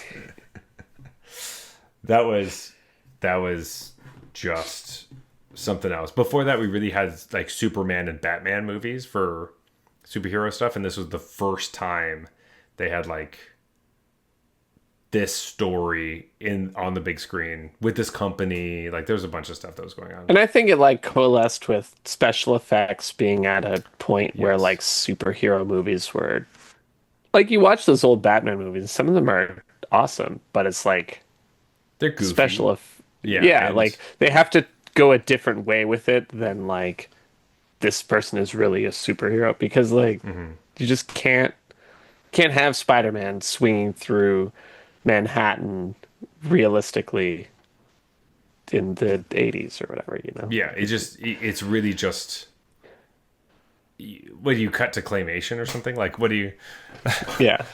like what really are you doing? I mean there's things that they could probably do to make it work.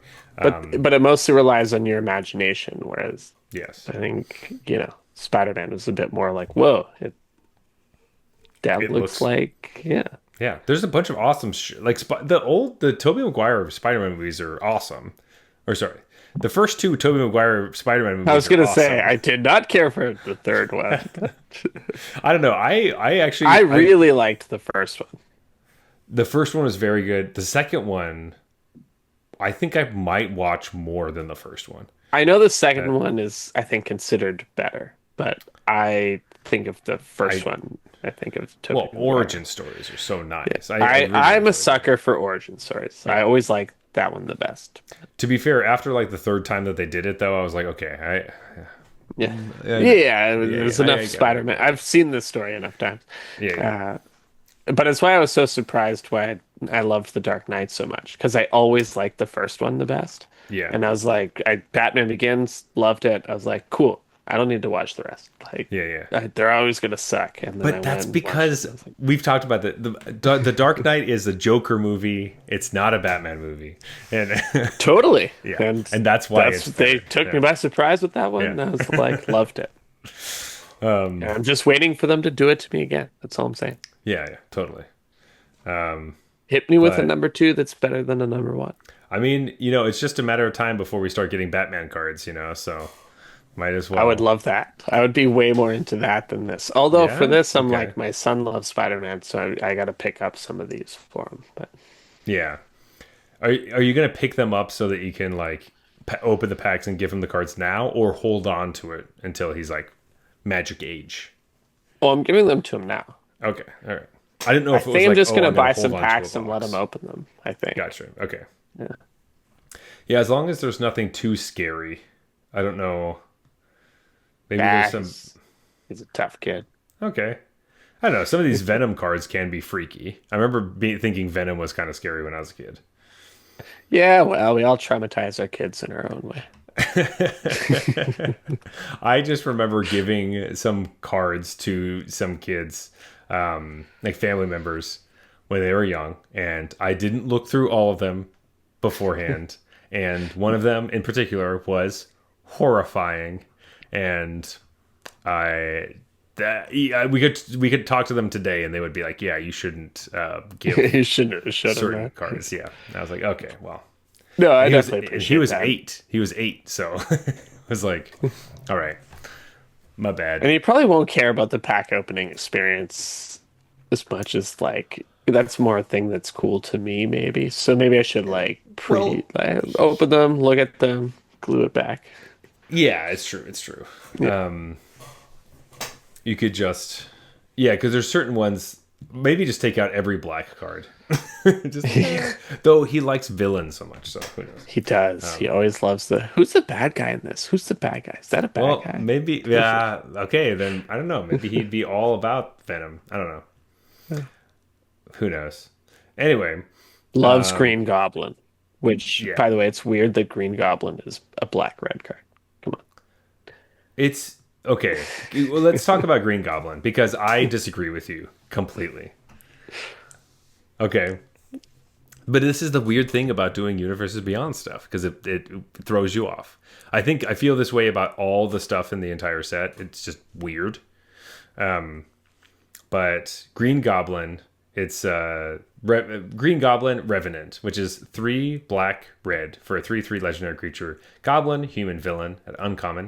It has flying and death touch, and it says whenever Green Goblin attacks, discard a card, then draw a card for each card you've discarded this turn, which is nice.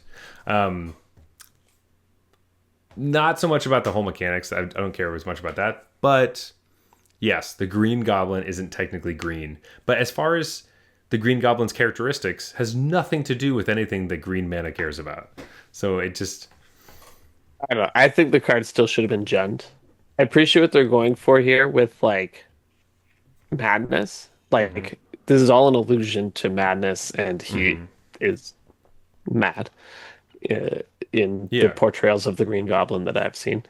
And so, like, I get that, but I don't know. That looks nothing like the Green Goblin, the picture to me, because, all of the portrayals I've seen, there's a lot more green going on because he's the Oh, Green Goblin.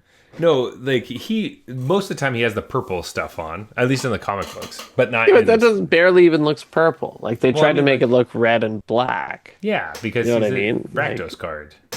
Right, Why you because they decided he's Rakdos for the madness thing, and I'm like, this card no should be Jund. but also like he's very I don't know, a strange emotional character that is losing his mind. Like that feels very Rakdos in general, and Yeah, loves chaos and throws random pumpkin bombs everywhere and blows things up. I think it makes sense that he's Rakdos. I think it would be really weird, not really weird if he was Jund, but I just don't see any green besides the name. I don't see any like. Well, yeah, but also the name is the thing. I don't know. I don't agree. I don't think he needs to be green at all.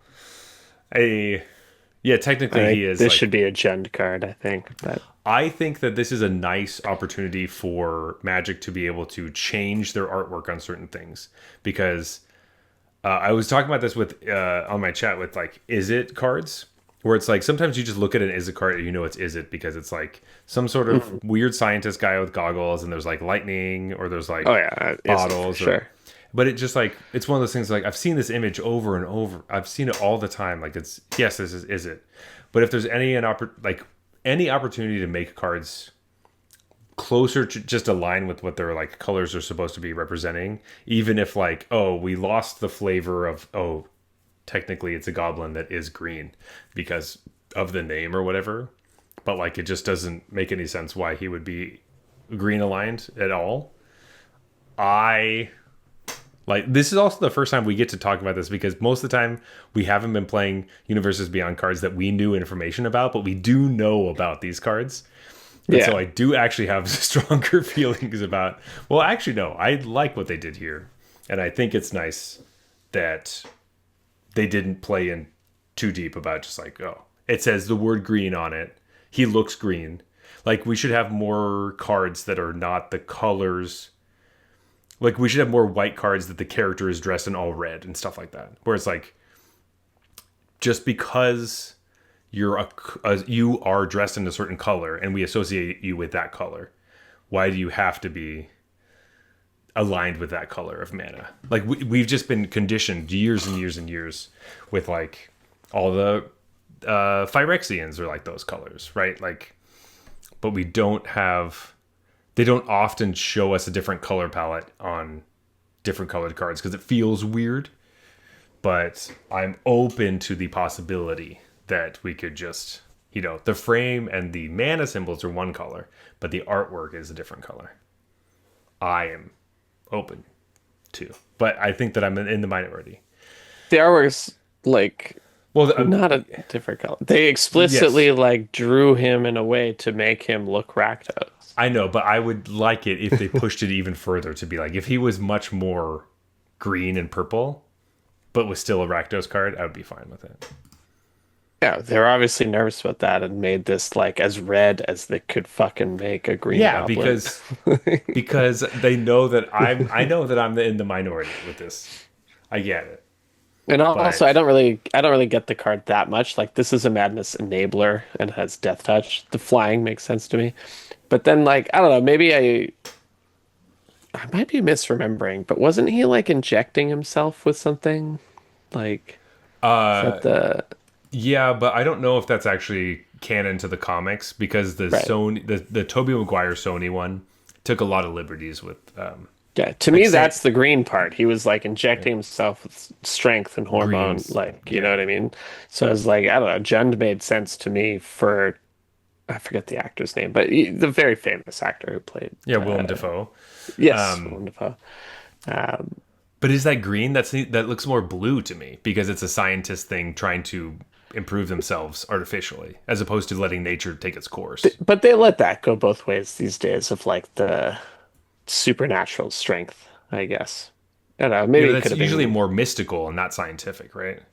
Like that would be like you drink like from the pond of I don't know, giant strength, I guess. That would be, or like you worshipped this god or I don't know, a yeah, tree. You drank sap from a tree, as opposed to you were in a lab and you concocted this thing, which I think is more representative in the lizard cards in this set, yeah, where is yeah. this I very guess that similar that would be like storyline. Simic basically, because it's super Yes, strength, but given by a. But still, like, why does he have death touch? Anyways, whatever. Like, because he kills. and he enables madness, doesn't have madness. I don't know, but I am excited for the world where we are on opposite sides of universes beyond cards, just because it really is the first time we've actually yeah, dove into it. that's the world. Because I didn't think about this being a possibility. I don't see anything about pumpkins in here, so I'm upset. He's holding one. Is he? I gotta Yeah, zoom in on this it's a art. pumpkin bomb right there. That's for sure a pumpkin bomb. It's got to be. Oh, it actually is. You're right. Yeah, yeah, yeah. Or I guess jack o' lantern bomb, but I think they Yeah. call them pumpkin bombs. No, it's a pumpkin prank, my friend. Oh, I Get see. with get with the new Oh, Spider-Man kids oh, shows. oh. Sorry, I did not know that they have changed it to pumpkin prank. My bad. Is that Spider-Man and Friends? Yeah. I guess you're also Actually, more it's engrossed with like the Spidey and his oh amazing friends. Spidey and his amazing friends. I see. I see. But I guess what I was, as far as like artwork that I was kind of talking about, it seems kind of interesting. If we look down at this card that I do not know how to pronounce, it's called Spider, piloted by Penny. It's SP//DR, comma. It's Okay. another gold card. It's Azorius, but the color palette still gives us a lot of Spider-Man. Though they do give us some light in there from the sun to kind of try to bring some yellow so that we feel more Azorius. But this card looks like it could be easily just an Izzet card Yeah. from the artwork. Right. I enjoy this Azorius. So it's supposed to be Spider, and like, is she a doctor? And that's her I think what it is robot like, named SP somehow. But yeah, it's like SPDR. I don't think she's a doctor. I think it's just another way of writing Spider, and it's because it's a robot, and then Penny's inside of it. But this right, she's character, Penny. she's Okay. Penny. She's And Penny. the robot is SP SP slash slash DR. Yeah, which is Spider. I don't know how to say it. Yeah. I assume, I don't know. Yeah, spider. I don't know. Spider. It's a spider set. It's Spider It's a piloted spider. by Penny. Yeah, yeah. Anyway, it's 3 white blue for a 4/4 legendary artifact creature. Spider hero. Vigilance. When it enters, put a +1/+1 counter on target creature, and whenever a modified creature you control deals combat damage to a player, you draw a card. Which is obviously, all of that feels very white blue.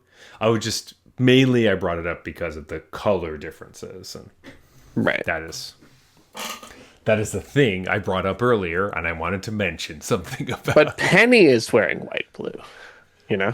Yeah, it's true. Spider looks blue red, and then Spitter Penny looks blue red, and then there's Sorry. a lot of red in the background from the sunset type of thing. But for the most part, Penny looks kind of blue, and then the white highlight technically or whatever accents. But anyway, I'm curious if I saw this art without the card. I think I would narrow it down to is it or Azorius, but which one would I land on? I would probably say is it, because the robot feels very is it. Right. As It'd be opposed to like, do I think this card is about the robot attacking this poor young Azorius girl? Or is it, like, I don't know. It's one of those hard. But if it cares about modified creatures, I don't know. Yeah, who knows? I guess +1/+1 counter probably gives away the white. yeah, maybe like, but I'm just saying the art. You don't read the card. Just Oh, sure. Right. I forgot. Yeah. Anyway, new things to think about, I guess. yeah. I want us to continue fighting about the Green Goblin for the rest of the set. I'm excited for that. We'll see. I hope there's You know what? another. I'm going to Green see what Goblin my card. son thinks about it, and that will be the ultimate decider. Yeah. He loves Green Goblin. Yeah, maybe that's why you have so many like intense feelings about it. Hey, I know you don't. Doesn't play this look game. like the Green Goblin to me. Okay. Okay, it does look like the Green Goblin. There's no way it doesn't look like the Green Goblin. Well, he took the head off. Like Yeah, I mean, obviously that part. he looks like Harry. Obviously Osborn. the mask he's holding. Yeah. And now that I zoom in, I guess that's a tiny little fucking pumpkin that's on fire in his hand. Yeah, but that's how big And they were in the the movie. glider, green leotard. Yeah, and the glider. All of this is very classic Green Goblin. I don't know what Spidey friends you're looking at. Like I haven't. No, watched- you should watch it. It looks nothing Yeah. like this. Okay, well then maybe. Well, it looks a bit like the mask he's holding in his hand, but less scary. Well, of course. All right, now I got to look up this Spidey and Friends because I just want to know. He looks more like a goblin, I guess. Like he's an actual. I think he's an actual goblin with like a purple hat. There's more purple and green going on. Yeah, he just looks. Yeah, and the pumpkins are much bigger because his hands are so small. 'Cause he's a Relative to child. like, yeah, the pumpkins are the size of his head. Yeah, basically. And his glider looks nothing like. Yeah, his glider's purple. Yeah, I understand why you're having a hard time because That's the Green Goblin. your most recent reference is the Spidey and Friends Green Goblin, which is not canonically the Green Goblin. I disagree.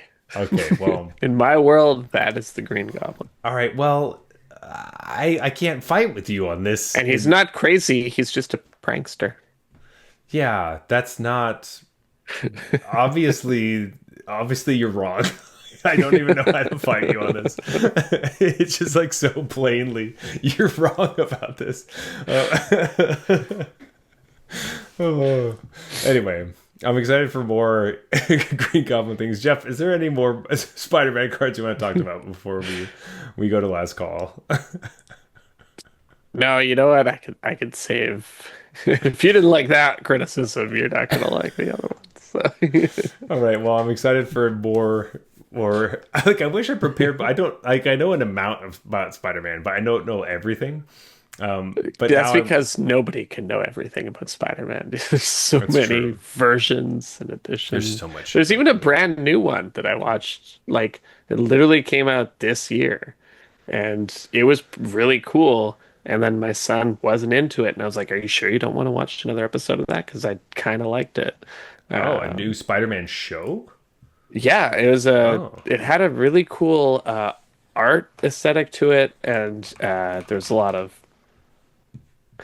like the issues they were dealing with were really cool. Oh, I interesting. actually really liked the first episode of my, Was it but I animated think, or yeah, it's animated. But I think maybe it is a bit beyond where my son's at with.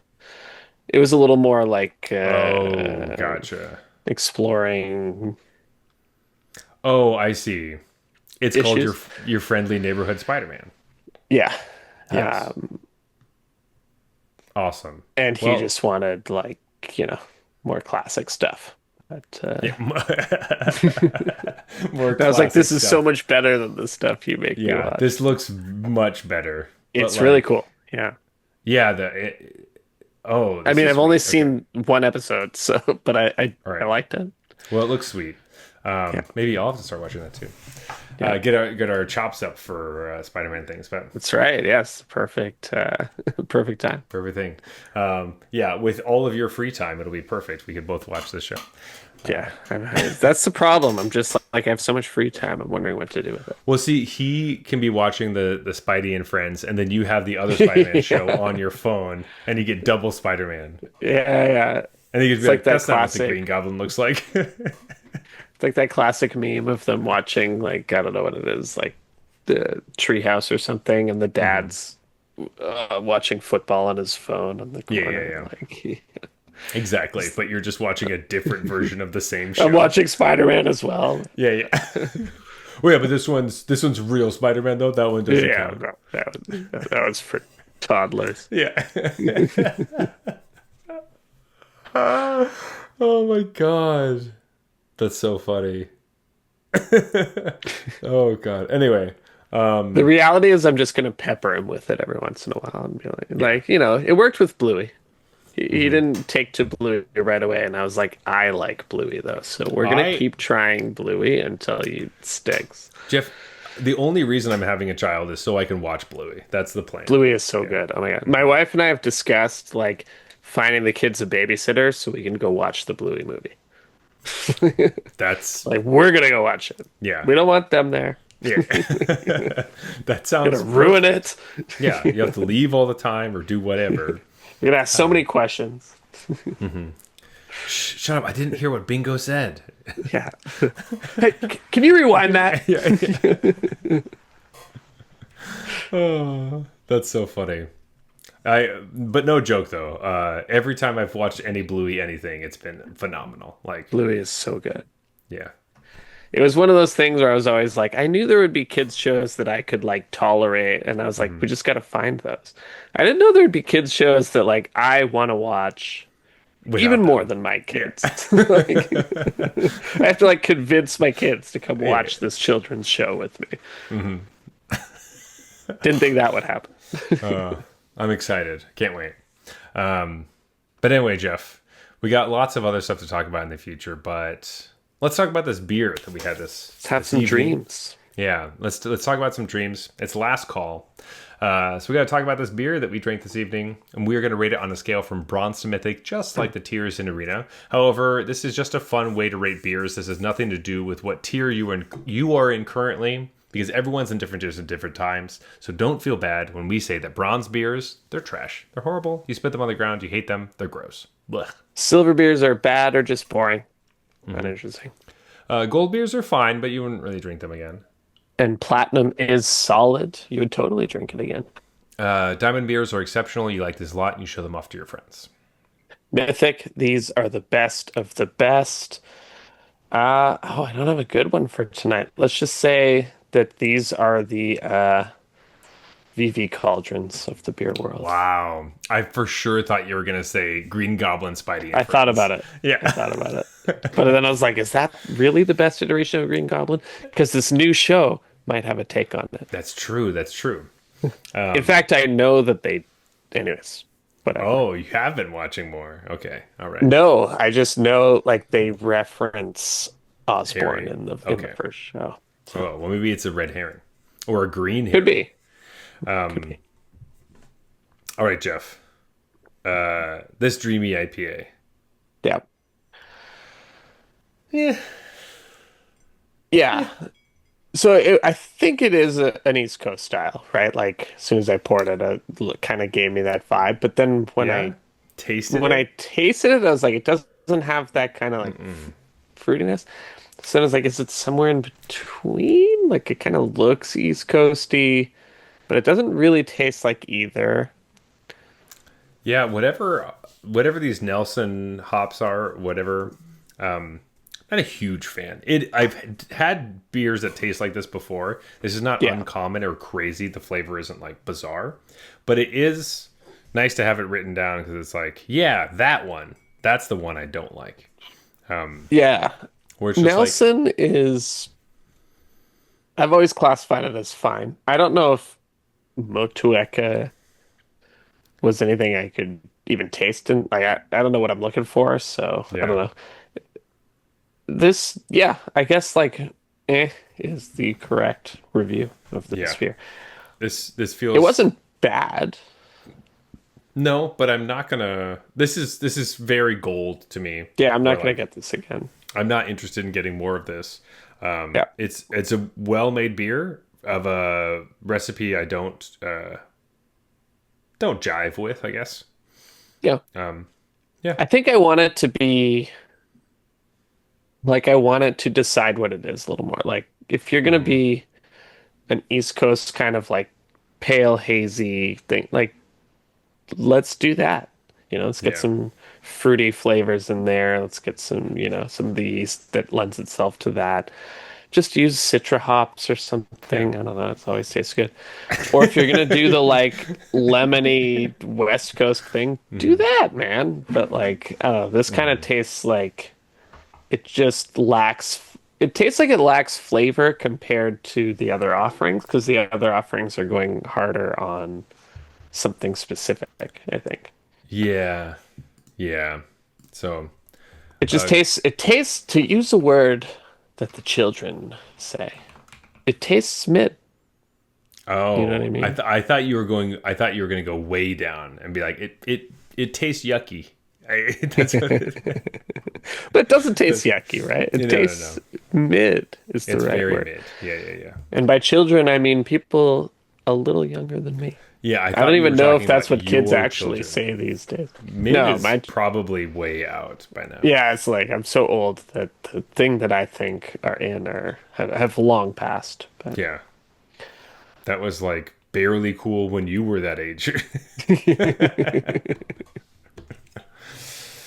No, I'm sure you could probably say that and they would obviously understand what you're saying, but like they're not probably going to call you out because they're like, whatever, he's old. they're like, yeah, he's old. He doesn't know. Whatever. He doesn't know about skibbity riz or I don't even whatever. think that's cool anymore. I think that's Oh out my too. God, that's Yeah. out too.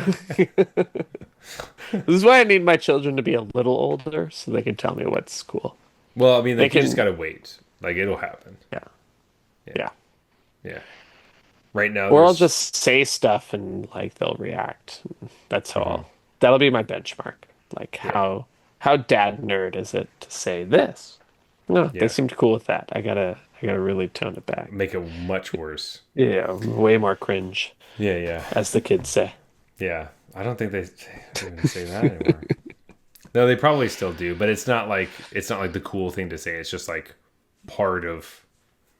It's just like, yeah, that's a thing. Yeah, cringe is definitely a thing. It's Yeah, just like, some parts of lingo people just nailed on the first try. When you say something's cringe, everyone knows what that means. And, yeah, yeah, yeah. it's one word. It's easy for that one to stick around. Well, the cringe is just like it made me cringe, and they just took Yeah, out. They just said it's cringe. love it. Yeah, Efficiency. it Efficiency actually at makes its sense finest. Yeah. compared to things that like are just references of random shit that don't make any sense. Yeah. Not a big fan of those ones. Yeah, But because we're too old to keep up with them. So I don't know. I work with like a bunch of like 19-year-olds, so like I yeah. always forget. They're like, "Oh, well, the Thursday's my last day." I'm like, "Where are you going?" They're like, "I'm going back to school." I'm like, "Oh my god, I forgot. You're Right, school starts. Jeez, this was your summer job. This is my actual job. Fucking sucks. Okay. All right. See you next summer. Yeah. like we're like, are you coming home for the holidays? Like, I guess Yeah. I'll see you then. Yeah. Oh boy. Oh, life. Oh, life. Anyway. Um, yeah, let's go to closing time. Let's wrap this thing up. Let's do Uh, it. as always, you can reach us at Arena Regulars on Twitter, not Twitter, shit. Blue Sky and Instagram. We got rid of our Twitter. You may also find us on Arena itself. Our username will be Arena Regulars Podcast. If you want to talk to me personally, you can find me at the regular underscore Zach. I'm on all the different places, but mostly I'm on Twitch Tuesday, Wednesday, Thursday. Regular underscore Zach there. But Jeff, where can they find you? Best place is our Discord channel. It's a great place to come talk deck lists, talk spoilers, talk drafts, and talk Pauper. And we also, speaking of which, do a peasant cube draft once a month. It's awesome. It's really, a great experience, and you don't have to use your rare or mythic rare wild cards. You get to use those commons and uncommons. Come join us in the Discord channel. The link is in the show notes. That is right. Also, please leave us a review on Apple Podcasts, follow us on Spotify. Leave us a review there as well. Go to our YouTube channel. Say some comments about some stuff that you thought about the show. Does the Green Goblin look like the Green Goblin to you? Does the Green Goblin have to be greened? These are questions that must be answered. Anyway, it would mean a lot to us if you did that. So please go find us in all the different places. This has been the Arena Regulars.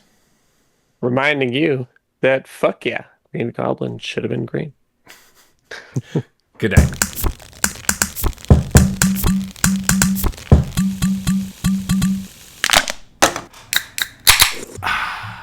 All right, that's fine.